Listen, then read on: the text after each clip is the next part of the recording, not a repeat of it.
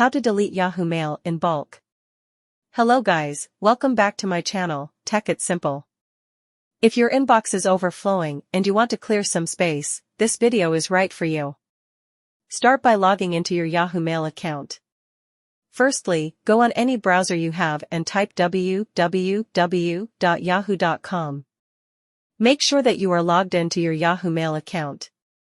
Once logged in, you will be appeared to this homepage. Tap on the mailbox-like icon in the upper right corner. After that, go to the specific folder containing the emails you want to delete in bulk. For instance, I have chosen spam. Now, in order to delete the emails in bulk, click on this box as shown by the arrow.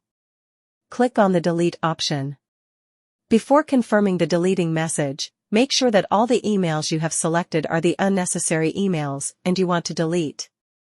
Finally, click on OK and the messages will be deleted. This is how easily you can delete the emails in bulk. If you found this tutorial helpful, don't forget to give it a like and subscribe for more informative contents. Thanks for watching, we'll see you on the next one. Till then, stay tuned. Bye bye.